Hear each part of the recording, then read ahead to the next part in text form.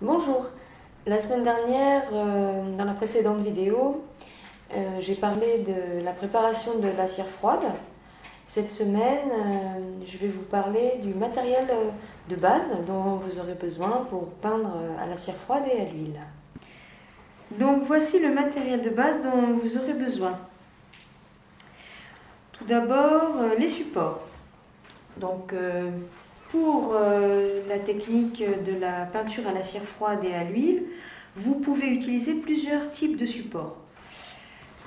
Il y a la toile. Alors là, j'ai pas de toile, hein, mais c'est des toiles en lin, qui sont déjà toutes prêtes à l'emploi.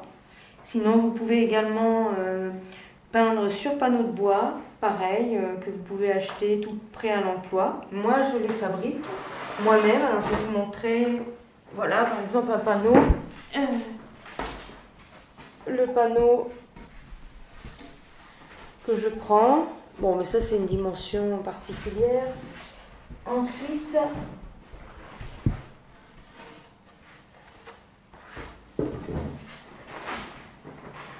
là, ce sont les bouts de bois, les tasseaux que je mets derrière, qui ne sont pas collés pour l'instant, mais que je vais coller derrière, là, qui sont à la bonne dimension. Tout ça, je l'achète dans les magasins de bricolage. Ça m'évite quand même pour ce genre de produits, j'en ai pour même pas une dizaine d'euros. Alors que si j'achetais mon panneau tout fait, là j'ai pas les prix, mais je sais que ça coûte très très cher. Vous pouvez aller voir sur les sites de Beaux-Arts, ils sont très beaux, hein, mais ça coûte très cher. Par contre, quand on le fait soi-même, le panneau, il y a une préparation. Il faut enduire le panneau déjà en recto verso de colle blanche, que vous trouvez également dans les magasins de bricolage. C'est de la colle blanche qui est assez épaisse, donc vous ajoutez un petit peu d'eau dans la colle blanche pour quand même que ce soit un petit peu plus liquide. Une fois que tout ça est sec, alors recto verso, une fois que c'est sec, vous appliquez du gesso. Voilà, le gesso pour toute une préparation prête à l'emploi et que vous trouvez également dans le magasin de Beaux-Arts. Et sinon, vous avez également comme matériel pour les supports des feuilles donc de papier à l'huile. Là, c'est du papier à l'huile Arche. C'est un grand format, hein. Vous avez tous les formats. Vous les avez en bloc aussi, dans d'autres marques. Là, c'est 56, 76, c'est des feuilles individuelles. Mais vous avez également des formats plus petits, comme vous disiez, 50, 65, enfin, voilà, tout un tas de formats selon votre choix. Donc, pour la suite, il y a les couteaux à peindre. Les couteaux à peindre, voilà, vous avez différents formats de couteaux. Hein. Après, c'est un peu selon le goût de chacun. Moi, j'en ai beaucoup, mais finalement, j'utilise essentiellement celui-là, que j'ai eu du mal à retrouver d'ailleurs. Et les petits aussi, qui sont très intéressants pour faire les petits détails, les plus petits détails. Et puis, il y a un outil qui est extrêmement important pour travailler les grandes surfaces et les parts, les grandes masses. C'est cet outil. Voilà. C'est Catalyst W06 qu'on trouve surtout chez Amazon. Alors, fut un temps, il était plus disponible. Là, j'ai eu la chance de pouvoir le retrouver. Sinon, si vous n'avez pas ce type de matériel, vous pouvez utiliser des cartes de fidélité. Ça fonctionne très bien aussi, j'en ai plein d'ailleurs, parce que je les utilise aussi. Et j'avais acheté ce type d'outil qui est très bien également, voilà, sur Amazon. Voilà, j'utilise cette partie-là et cette partie, voilà, pour les outils qui s'appellent des couteaux. Là, c'est pas vraiment des couteaux, mais après, il y a d'autres outils qui servent à des effets. les outils pour les effets, donc, avec des dents, que j'utilise beaucoup aussi. Ça, je le montre bien sûr dans mes cours, comment les utiliser, à quel moment les utiliser. Voilà. Il y a également des pochoirs qui sont très intéressants. Alors, j'ai toutes sortes de pochoirs, parce que j'en ai acheté au fur et à mesure des quantités assez importantes.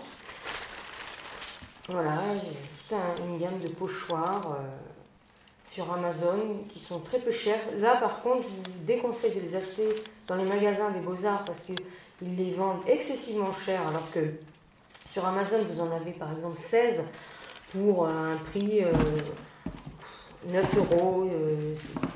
Ça dépend, mais des fois, c'est vraiment, enfin, c'est pas cher, alors que dans les magasins de Beaux-Arts, un pochoir, vous allez déjà le payer 7 euros, quoi.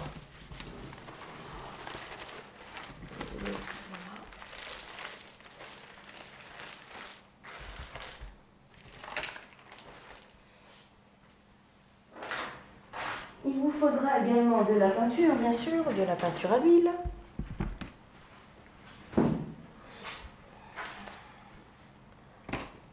La peinture à l'huile, moi j'achète des grands tubes de chez Winsor et Newton. J'en achète vraiment des gros tubes, comme ça, ça c'est vraiment bien. L'idéal, c'est d'acheter les couleurs de base. D'acheter donc un jaune, un bleu, un rouge, le blanc et le noir qui est indispensable et un marron. Si vous ne voulez pas beaucoup investir dans les couleurs, parce que de toute façon avec le bleu, le jaune et le rouge, vous pouvez faire toutes les couleurs. Et après, tout libre à vous bien sûr de rajouter et de racheter plus tard des couleurs. Donc il y a toutes les marques, hein. Rembrandt, chez Rembrandt c'est des extra fines. Winsor et Newton, je ne pense pas que ce soit de l'extra fine, ça doit être de l'huile fine. Il y a Sennelier aussi qui est une très très bonne marque, qui est de l'extra fine. Moi voilà, je me fournis principalement dans ces trois marques, Rembrandt, Sennelier et Winsor et Newton. Il y a aussi le Franc et Bourgeois. Comme je vous le disais, donc, vous pouvez utiliser des pochoirs, enfin c'est même indispensable pour cette technique. Et ça c'est pour créer les effets de matière. Mais vous pouvez donc créer des effets de matière avec les couteaux que je vous ai montrés. Donc les outils que je vous ai montrés aussi avec des dents. Et puis également toutes sortes d'autres... tout ce qui vous vient à l'esprit qui peut créer de la matière, c'est-à-dire par exemple de la ficelle que vous roulez en boule, que vous collez sur votre support, du papier froissé, du papier bulle, voilà, toutes sortes d'idées qui vous viennent à l'esprit et qui est bonne à tester pour cette étape de la réalisation de la peinture. Ça, c'est dans mes cours également. Il vous faudra également du ruban adhésif, style ruban de protection, lorsqu'on repeint les fenêtres, du sopalin, une palette pour vos mélanges. Alors moi j'ai une palette qui ressemble à ça, qui est une palette en verre, mais il en existe aussi, voilà, c'est une belle palette en verre, et ça je l'aime beaucoup, elle est très pratique. Et il y en a également en bois, et puis il y en a également en papier, qui sont vendus... sur les magasins des Beaux-Arts, dans les sites des Beaux-Arts.